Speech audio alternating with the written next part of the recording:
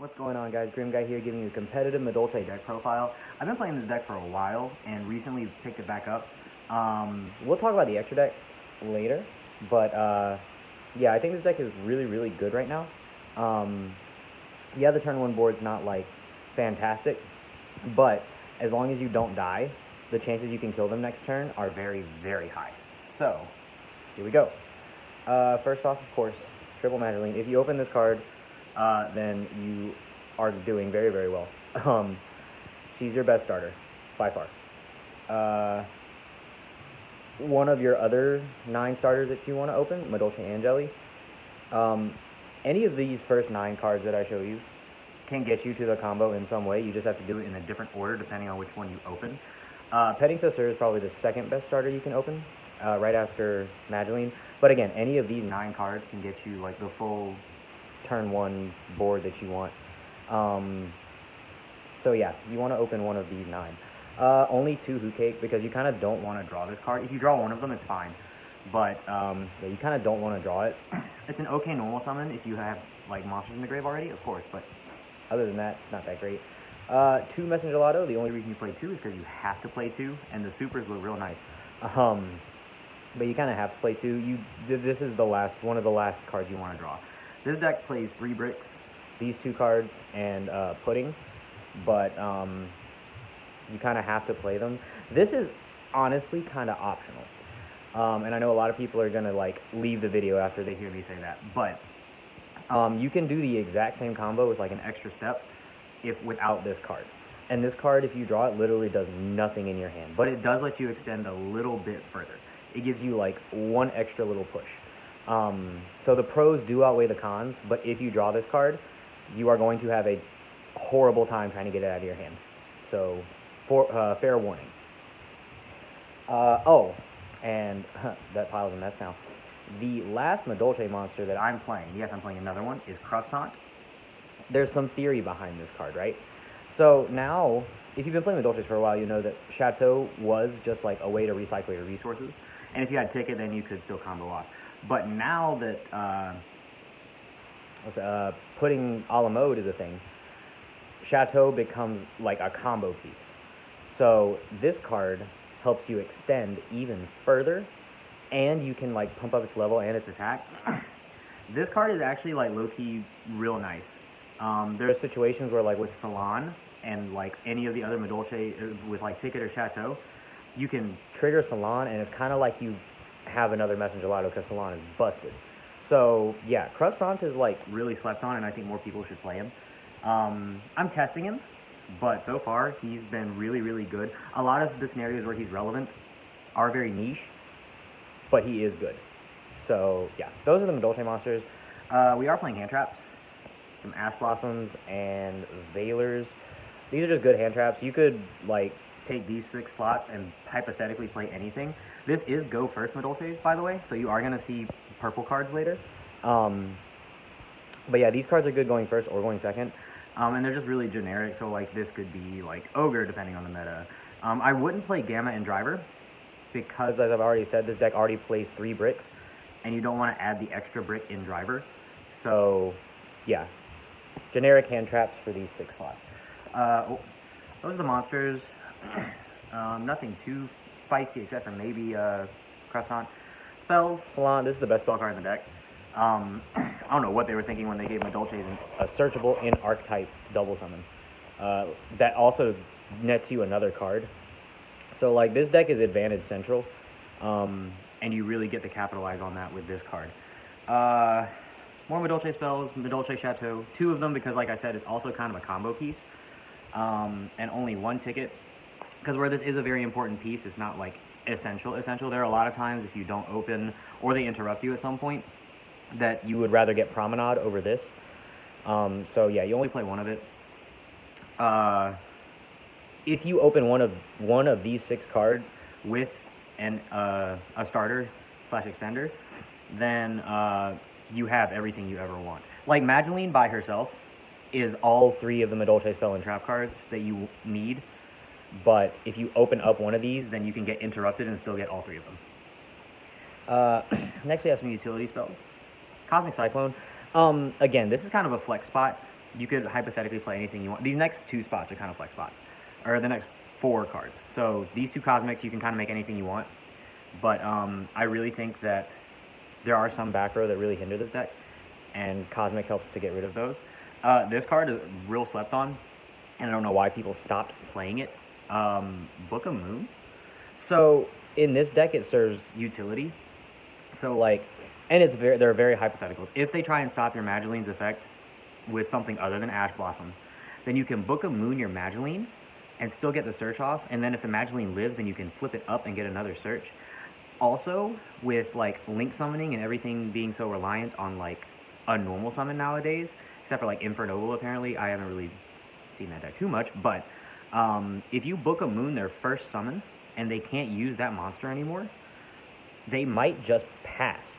And since Tiara Masu is non-targeting removal, you can just shuffle back whatever you flip down. So Book of Moon in this deck is like kind of insane. Last spell card, one Call by the Grave. I don't know why people would cut this card. It's at 1 for a reason. Like, it's not my fault Konami decided to put it at 1. So if someone wants to get salty at me for drawing this card and winning because of this card, then that's not my fault. Like, sorry. It's at 1. I'm going to play it because it's a good card. That's it for the spells. On to the purple cards. We are playing 2 Promenade because we want to see this card. We mostly play it for the negate. Like, this deck was missing an in-archetype searchable negate, and we finally got it. But the other effect, to take a pudding out of your deck and attach it to something, is really, really relevant and really, really good, especially if you're trying to push forward into somebody else's board. Now, if you drop pudding, you don't get that extra effect. So this card only is a negate, which is still really good. And it also sets you up. So, like, there are a lot of times where you can, in your ending board is usually Hoot Cake here in the middle, Sistart with a Glass Souffle with 2 level 4s, one of which being a Gelato. The other one, you kind of get to choose depending on how your hand looked. So if you set up like Gelato and Magdalene, and then before you activate this card, activate your Souffle to like protect your Hoot Cake or something, you have a Magdalene in the graveyard. You can activate Promenade, get your Magdalene back to your hand so you have a play for next turn. This deck is all about setting up and looking into the future to try and make the most out of any given situation with the amount of resources that you have. So yeah, this card is really, really good. So I did say purple cards. Solemn Judgment. This is go first. You want to go first with this deck. The cool thing about this deck is that it can go first or second because it can pump through a lot of negates. But going second is real spooky nowadays. So I think going first is just the way to go. And the fact that all your combo, you can do it with just 1 card, so like Magdalene, Angeli, or Petting, your 4 other cards in your hand, unless one of them is Called by the Grave, because you know that card's always good to open with, are pseudo-irrelevant and will be nothing but interruption or extension for your play. So why not play purple cards that interfere with your opponent being able to play? Last one, another hand trap, Infinite Impermanence. This card is crazy, still. So, yeah, we play those. That's the main deck. Again, this is a go first variant, so you do want to win the die roll and go first, because going second is spooky. Extra deck. The only cards that actually matter are the first 10, I think, that I'm going to show you. The other ones are largely irrelevant unless you want to play the Rafflesia variant, then you play a Rafflesia. 3 Souffle. This card is absolutely bonkers. It does so much stuff. When I first read this card, I was very underwhelmed, right? And then I played the card and realized the purpose that it serves and the other purpose that it serves with its second effect, being able to shuffle 2 cards from either graveyard back into the deck. It's insane. Like, this card is absolutely bonkers, and she's thick. Like, she has a 3K butt underneath Chateau.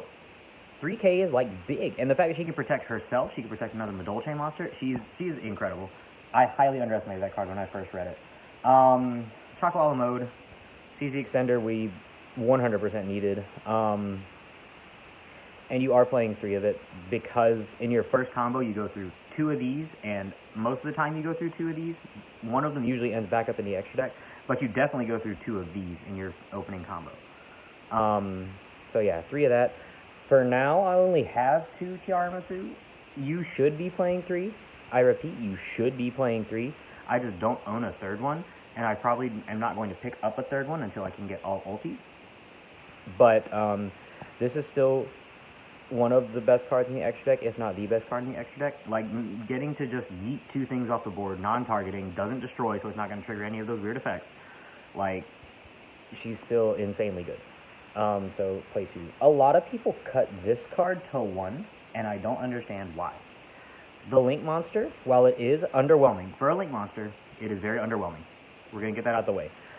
But the fact that when you send Madolche monsters to the graveyard, you get to trigger this card's effect.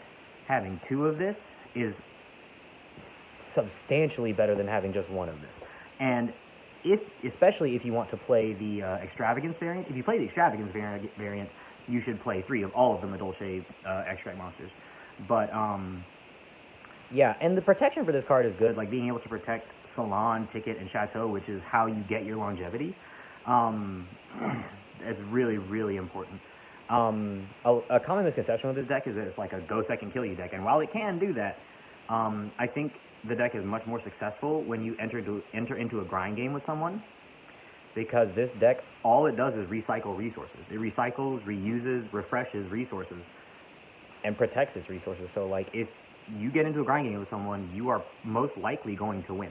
Like, the longer the game goes on, the higher your chances of victory are. These are the only 10 cards in your extra deck that actually matter. The rest is literally utility. Right now I've got some random Nightmare package stuff. I'm probably going to keep Unicorn and Phoenix. Cerberus is probably going to go because it's kind of garbage right now. I'm also going to probably do Tornado Dragon for utility, because if you open Madeline plus Salon, then you get a free rank 4, and you can still do your entire Madolche play. So you get like Tornado Dragon, or like this is here. I found this in the few amount of cards that I had left after I sold out like a month ago. So you could have that over there. You could have that over there. I have a Gaga Cowboy here for like the 5 cards in your extra deck after these 10 are pseudo irrelevant, unless you want to play one of the trap hole cards in your extra deck. So like either the new Gravediggers trap card, or like a Floodgate trap hole or something like that. Unless you want to play this variant, then this will end up over here if you open Madeline Salon instead of Tornado Dragon or Karen Gorgon, and then you'll get like all those shenanigans. But that is the deck. I think this deck is really, really good right now. The only reason this deck has problems is because Team Tactics exists or whatever. So if they pop one of your Madolche monsters in the main phase, their effects are mandatory. So like when it goes back to the deck, they can activate Triple Tactics or whatever, and it's kind of free. But yeah, that's the deck. Try it out. The combos, the opening turn combo is kind of linear until you get to like figuring out how you have to change it for the starter that you open. Going second is where you really get to experiment with the different lines of play for this deck. So yeah, it's a really fun deck, and it's not too terribly expensive right now. Imperms are a little expensive, but yeah. And if you want to go second, you have to get some expensive cards. That's about it. Alright guys, peace.